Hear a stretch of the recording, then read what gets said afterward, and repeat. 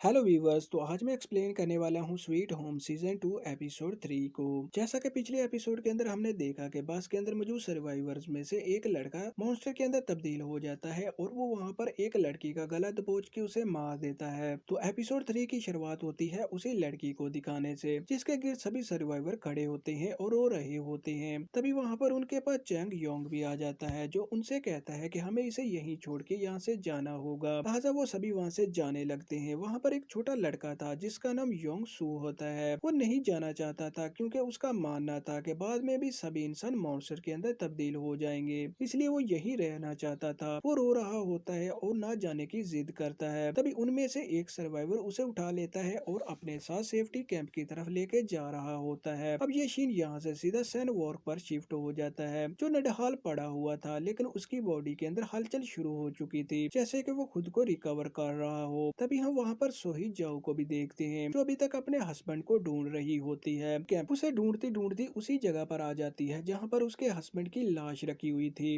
उसके पास जाती है, उसे देखते सारी रोना शुरू कर देती है क्योंकि उसकी लाश बहुत ही बुरी हालत के अंदर थी। और ऐसा सैन वॉर्क नहीं किया था, वो उसके अंदर से सारा खून निकाल लेता है ताकि वो अपने अंदर से मॉन्स्टर को दोबारा से जिंदा कर सके। देखते ही देखते उस औरत के पेट में दर्द होना शुरू हो जाती है। तभी हमें दिखाया जाता है कि उसका पेट बहुत ज्यादा फूल चुका था। वो बेहोश हो जाती है। सामने सैन वॉर्क भी ये देख रहा होता है कि उसके पेट के अंदर हलचल हो रही है। जबकि डॉक्टर लिम को होश आती है। वो जैसे ही उठता है तो वो अपने सामने सीनियर अधिकारियों को देखता है, जो सभी लीडर जो होते हैं। उनके अंदर पीएम भी था। वो डॉक्टर लिम से कहता है कि तुम्हारे सामने जो ब्रीफ केस पड़ा है इसे ओपन करो। डॉक्टर लिम कहता है कि आखिरकार तुमने इसे ढूंढ ही लिया, और तुम इसे ओपन क्यों करवाना चाहते हो? क्योंकि सभी वैक्सीन तुम आपस में बांटना चाहते हो। तो पीएम और उसके साथी कहते हैं कि इससे तुम्हें कोई भी फर्क नहीं पड़ना चाहिए, क्योंकि तुमने जो मांगा था वो हमने तुम्हें दिया और बदले में तुम हमें ये वैक्सीन दोगे। लिहाजा डॉक्टर लिम उस ब्रीफ केस को खोलना नहीं चाहता था, लेकिन उनके टॉर्चर करने के बावजूद वो खोल देता है। वो जैसे ही खोलता है और ब्रीफ केस को उनके सामने करता है, तभी वो देखते हैं कि उस ब्रीफ केस के अंदर वैक्सीन थी ही नहीं। पीएम को पता था कि ये डॉक्टर का ही काम है, इसलिए वो डॉक्टर से कहता है कि तुमने उस वैक्सीन को कहाँ पर छुपाया है? तो डॉक्टर लिम कहता है कि मैंने बड़ी मुश्किल से उसे बनाया था और बड़ी मुश्किल से ही उसे छुपाया है, मैं ऐसे ही तुम्हें नहीं बता सकता। जबकि हम उन्हीं सर्वाइवर्स को देखते हैं जिनके साथ चैंग यो होता है।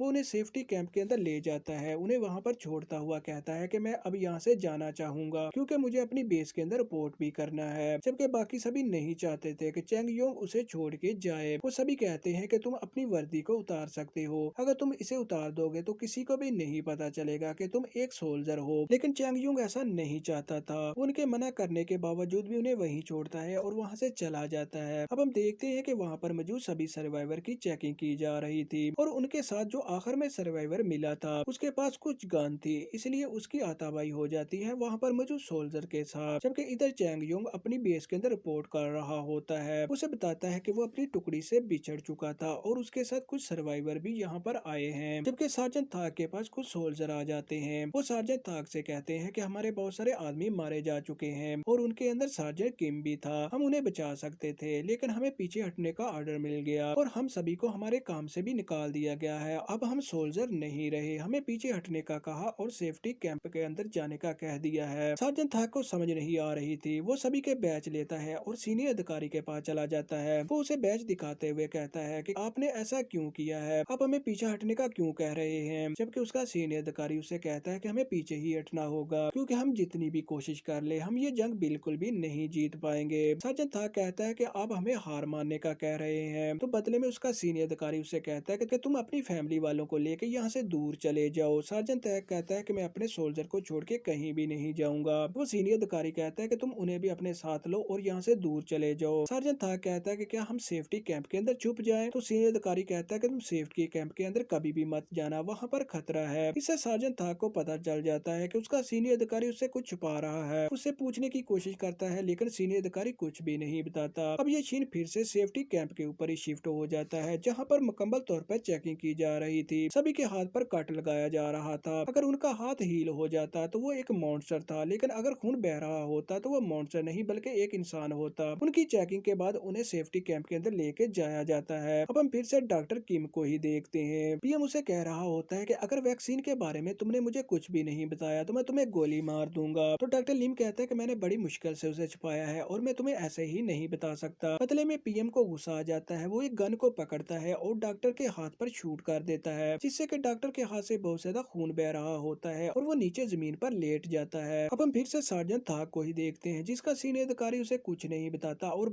बदले में गन निकालता है और खुद को शूट कर लेता है। सार्जेंट थाक वहाँ पर पड़े हुए कुछ पेपर्स को पढ़ लेता है, जिससे उसे सारी सच्चाई पता चल जाती है। अब हम फिर से पीएम को ही देखते हैं, जो डॉक्टर लिम से कह रहा होता है कि अगर तुमने मुझे उस वैक्सीन के बारे में नहीं बताया तो मैं यहाँ पर मौजूद सभी सर्वाइवर को खत्म कर दूंगा, इससे पहले कि मैं और ये सभी मॉन्स्टर के अंदर तब्दील हों। तो डॉक्टर लिम कहता है कि मैं तो खुद यही चाहता हूँ कि इनकी सफाई हो जाए, क्योंकि धरती के अंदर कभी कभी सफाई भी होना जरूरी है और इस धरती पर अब सिर्फ और सिर्फ मॉन्स्टर का ही राज होगा। तो पीएम कहता है कि अगर मैंने इन सबको खत्म कर दिया तो मुझे बदले में क्या मिलेगा। तो डॉक्टर लिम कहता है कि मैं तुम्हें उस वैक्सीन के बारे में बता दूंगा, लेकिन पहले तुम्हें इन्हें खत्म करना होगा। लिहाजा पीएम वहाँ पर एक कंप्यूटर को निकालता है, जिसकी मदद से वो सभी मिसाइल को सेफ्टी कैंप के ऊपर फेंक देता है और वहाँ पर मौजूद सभी सर्वाइवर मार रहे होते हैं, क्योंकि उन पर लगातार मिसाइल गिर रहे थे। बिल्डिंगें नीचे गिर रही होती हैं। सभी सर्वाइवर भाग रहे होते हैं और एक दूसरे के सहारा लेके बच रहे होते हैं, जबकि डॉक्टर लिम और पीएम ये सब कुछ एक कमरे के अंदर बैठ के बड़े आराम से देख रहे होते हैं। इसके बाद पीएम जैसे ही डॉक्टर लिम से कहता है कि अब जो तुमने कहा वो मैंने कर दिया, अब तो तुम मुझे उस वैक्सीन के बारे में बता दो। तो डॉक्टर लिम कहता है कि नहीं, ऐसी कोई वैक्सीन थी ही नहीं और मैंने कोई भी वैक्सीन नहीं बनाई। तो पीएम कहता है कि अगर तुमने कोई भी वैक्सीन नहीं बनाई तो अब तुम्हें मरना होगा। लिहाजा वो जैसे उसे शूट करने वाला होता है, तभी वहाँ पर सार्जेंट थाक और उसके सोल्जर भी आ जाते हैं, जो सभी लीडर्स पर हमला कर देते हैं। वो उन पर धड़ाधड़ फायर कर रहे होते हैं। बदले में वो सभी लीडर्स भी मॉन्स्टर के अंदर तब्दील हो जाते हैं और उन सोल्जर्स पर हमला कर देते हैं, क्योंकि वो पहले से ही मॉन्स्टर के अंदर तब्दील हो चुके थे और वो इसीलिए वैक्सीन हासिल करना चाहते थे ताकि वो मॉन्स्टर से इंसान के अंदर तब्दील हो सके। लिहाजा सार्जेंट थाक और उसके साथी उन्हें आग लगा के जला देते हैं। वहाँ पर एक सोल्जर एक कंप्यूटर को पकड़ता है, जिसकी मदद से वो उन सभी मिसाइल को रोक देता है। सार्जेंट थाक वहाँ से निकलता हुआ पूरी बेसमेंट को उड़ाने की कोशिश करता है। वो कहता है कि हमें इसे खत्म करना होगा, हम इस रिसर्च लैब को ही खत्म कर देंगे। लिहाजा इसलिए वो सभी जगह पर अलार्म बजा रहे होते हैं और उसी अलार्म को सोही जाओ भी सुन लेती है। वो उठती है और बाहर निकलने की कोशिश करती है। सैन वॉर्क भी वहीं पर था, जो उसी दरवाजे को खो रहा होता है, जिसकी मदद से कि वो मॉन्स्टर को बाहर निकाल सके। अब हम देखते हैं कि उन दरवाजों को खोलने के बाद सैन वॉर्क सीधा यूनसो के पास चला जाता है। उससे पूछता है कि मैं तुझे खत्म कर दूं या फिर छोड़ दूं। वो कहता है कि तुम यहीं रुकोगे और इन सबको मरते हुए देखोगे। ये सुनते सारी यूनसो को गुस्सा आ जाता है। वो शीशा तोड़ता है और सैन वॉर्क पर हमला कर देता है। वो सैन वॉर्क के साथ लड़ रहा होता है। बदले में यूनसो का भी एक विंग निकल आया था। सैन वॉर्क उस पर हमला करता है। वो अपने टेंटिकल को जैसे ही उसके विंग के अंदर डालता है तो उसका विंग पूरी तरह पत्थर के अंदर तब्दील होना शुरू हो जाता है और देखते ही देखते यूनसो पूरी तरह पत्थर के अंदर तब्दील हो जाता है। अब हम सोही जाओ को देखते हैं। उस बेसमेंट से तो बाहर निकल चुकी थी, लेकिन वो एक नदी के ऊपर होती है, जिसके ऊपर बर्फ की एक तह जमी हुई थी। वो वहाँ पर जाती है और अपने कपड़ों को उतारने के बाद लेट रही होती है, क्योंकि उसे बहुत ज्यादा दर्द हो रहा था और वो एक कपड़े को अपने मुंह के अंदर डाल लेती है। ऐसा दिखाया जा रहा था कि जैसे अब उसकी डिलीवरी होने वाली है। इतनी ही देर में वो बर्फ फटती है और वो नदी के अंदर जा गिरती है। नदी के अंदर गिरते सार ही हमें दिखाया जाता है कि नदी में गिरने से पहले उसकी डिलीवरी हो चुकी है। अब हम नी यून यू को देखते हैं, जिसे जैसे ही होश आती है तो वो अपने इर्द गिर्द देखती है। उसे वहाँ पर जेसु नजर आती है, जो जख्मी थी, लेकिन वो यूनसो को कहती है कि तुम यहाँ से चले जाओ, क्योंकि जेसु के ऊपर एक बहुत बड़ा पत्थर गिरने वाला था और वो नहीं चाहती थी कि वो सू के ऊपर भी गिरे। लिहाजा देखते ही देखते वो पत्थर उसके ऊपर गिर जाता है। अब हम फिर से सोही जाओ को ही देखते हैं, जो नदी के ऊपर जैसे ही आ जाती है तो वो सामने एक बच्चे को देखती है, लेकिन उसे पता नहीं था कि वो बच्चा एक इंसान है या मॉन्स्टर। जबकि दूसरी तरफ हम सार्जेंट थाक को ही देखते हैं, जो सभी सर्वाइवर के लिए एक सेफ जगह ढूंढ रहा होता है, लेकिन वो जगह उसे अभी तक नहीं मिली थी। तभी वो एक गुफा के अंदर जाता है, जहाँ पर उसे एक लड़की नजर आती है, जिसे वो चीफ कहता है और इसी के साथ ये एपिसोड यहाँ खत्म हो जाता है। तो बाकी हम देखने वाले हैं नेक्स्ट एपिसोड में। तो थैंक यू दोस्तों, मिलते हैं नेक्स्ट वीडियो में जल्दी ही। तो तब तक आप मेरे साथ बने रहे इस चैनल पर।